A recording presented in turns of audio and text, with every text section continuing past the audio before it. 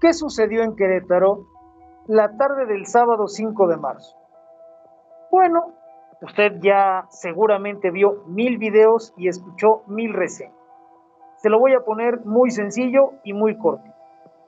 Un grupo de asistentes supuestamente fanáticos del fútbol y apoyadores del equipo local, los Gallos Blancos de Querétaro, en algún momento del partido decidieron agredir brutalmente a aficionados del equipo rival, el Atlas. No sabemos exactamente si recibieron ayuda al interior del estadio o no. Lo que está claro es que ese grupo de salvajes en algún momento empezó a corretear a los aficionados de Atlas, encapsulando a algunos, golpeándolos entre varios, hasta dejarlos inconscientes. Esos son los hechos que tenemos confirmados y validados por evidencia en video y en fotografía. Bien, hasta ese momento, cuando empieza la golpiza y se sale totalmente de control, era un pleito entre porras de equipos rivales. Pero después empezó a suceder algo muy extraño. No en el estadio, sino en internet, en las redes sociales.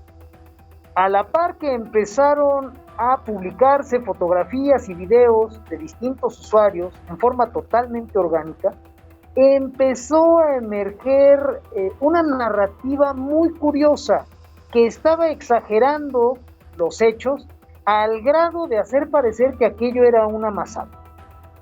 Muy curioso porque explotó el morbo natural de la gente que estaba en ese momento conectada en redes sociales y empezó a dirigirlo hacia un lado bien peligroso que finalmente es lo que le quiero contar hoy aquí a usted.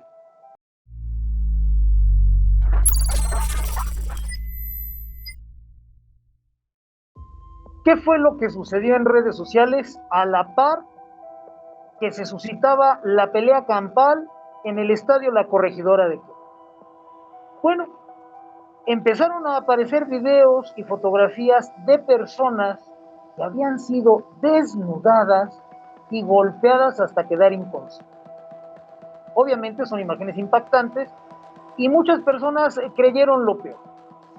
Al ver a las personas inconscientes, después de haber sido golpeadas por varias otras personas, pues la gente tiende a acomodar los hechos y pensarlo. Y se pensó que estaban muertos. Y de la sospecha de que esas personas habían fallecido, se empezó a pasar a una narrativa donde se habló de que efectivamente estaban muertos, sin tener ninguna prueba. Aparecieron por ahí un par de personas que cobran como periodistas deportivos, y voy a entrecomillarlo muy cabrón, periodistas deportivos que empezaron a hablar francamente de muertos, ya no de sospechar que había muertos, sino de decir que había muertos. Uno de esos periodistas, con más de 700,000 seguidores, se aventó la puntada de publicar en Twitter que las cifras extraoficiales señalaban que había 17 muertos. Un número muy curioso. 17 muertos. ¿De dónde se sacó el señor la cifra? No sabemos. ¿Quién se la dictó? Sería interesante saber. ¿Por qué? Porque de inmediato esa nota inundó la red. Empezó a correr por internet de manera que para la noche del día de los hechos, el sábado 5 de marzo, cuando usted entraba a los buscadores de internet y ponía 17 muertos, le aparecía Querétaro. Cuando la semana y media anterior, si usted escribía en los buscadores 17 muertos, le aparecía Michoacán y le aparecían notas de la matanza, es así, de los fusilados en San José de Gracia. Muy curioso, ¿no? Bien, pues al mismo tiempo que ese periodista deportivo publicó que había 17 muertos y que otras cuentas con muchos seguidores lo retomaron como si fuera cierto, empezó un nado sincronizado en redes sociales. Aparecieron cuentas de influencers de 170, 200,000 seguidores, de esas que todos los que publicamos con frecuencia en Twitter identificamos como cuentas prepago, que empezaron a retomar ese dato y empezaron a editorializar. Con cada posteo aumentaba el número de muertos y además se acompañaba con una crítica hacia el estado de Querétaro, no hacia el estadio La Corregidora, no hacia la barra, la porra, los apoyadores del equipo Gallos Blancos, sino en contra de Querétaro. Querétaro vergüenza mundial, Querétaro homicida, y se empezaron a usar esos hashtags para desestabilizar a la gente de Querétaro. Ese nado sincronizado empezó a construir una narrativa sobre la pelea en el estadio, haciéndola parecer como una masacre con decenas de muertos. Se llegó a hablar incluso de 30 muertos. Y aquello era un velorio. Cuando en realidad al día de hoy no ha habido un solo muerto, afortunadamente. Bueno, esto es importante que usted lo sepa porque todo lo que sucedió en redes sociales no fue orgánico. En estos tiempos que corren, es más importante lo que dices sobre un hecho que el hecho en sí mismo. Y lo que vimos la noche del sábado 5 de marzo en Internet México fue un intento de manipulación para desestabilizar a una región. Fue un laboratorio. Y déjeme decirle que no les salió nada mal, ¿eh? Yo no sé si lo que sucedió en el estadio La Corregidora de Querétaro fue orgánico o fue fraguado. Las autoridades están investigando y cuando lleguen a conclusiones las vamos a saber.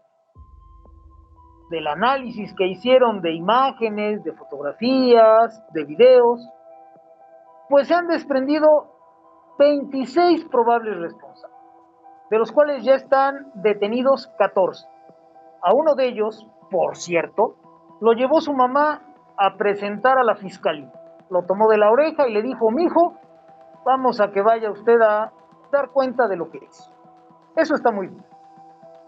Las conclusiones a las que llegue la autoridad ya nos las harán saber. Entonces, en este momento no se puede saber si lo que sucedió en el estadio fue obra del ambiente enrarecido en el fútbol mexicano o si, por el contrario, fue algo fraguado. Lo que sí podemos decir hoy es que lo que sucedió en redes derivado de los hechos en el estadio La Corregidora no fue orgánico. Pudo haber sido armado al momento, captando la oportunidad con gran acierto, o pudo ser parte de algo más grande. En cualquier caso, fue un laboratorio de desestabilización. Y le salió casi bien. Vimos cómo se puede intentar desestabilizar a una ciudad a partir de narrar espantosamente mal un hecho que de por sí luce espantoso. ¿Por qué hacerlo? ¿Qué está pasando hoy en México que haría necesario que los grupos de poder quisieran ejercer este tipo de control? Bien, no hay una herramienta más poderosa que el miedo.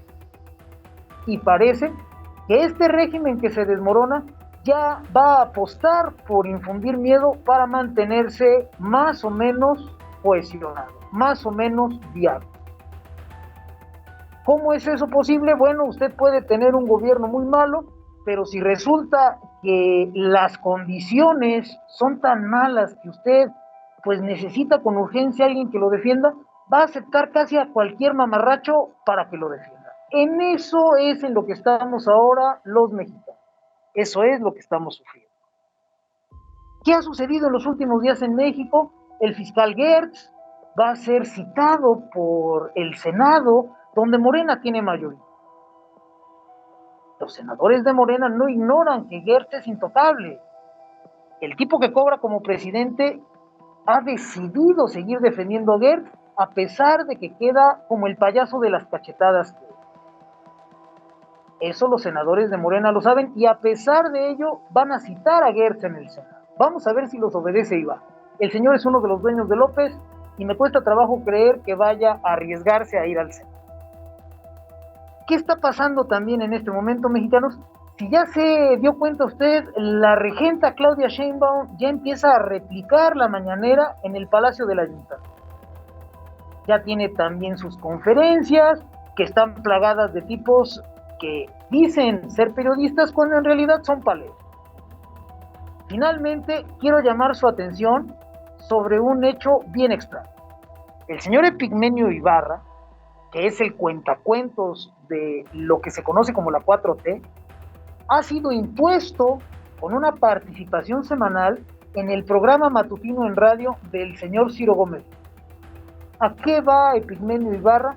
A incendiar. El trabajo de ese señor no es solo, y lo hace muy bien, tristemente. A eso va el señor Alarraqui. Parece que los que controlan a López en Palacio Nacional ya apostaron por él.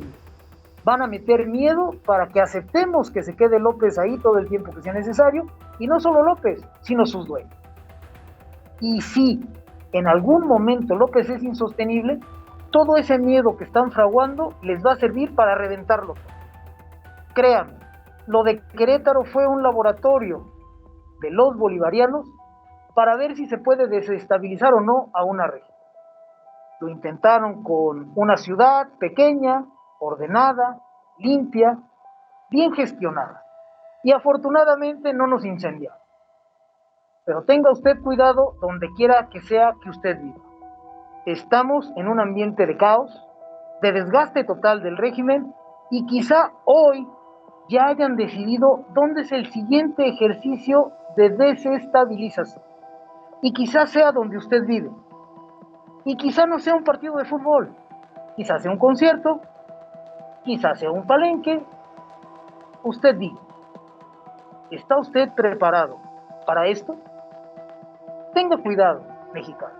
El guión del miedo, de la coerción, del desgaste y del caos está en marcha. Cuídese, cuide a su gente, y la próxima semana vemos cómo va. Gracias por su atención. Cuídense lo que me gusta. Adiós.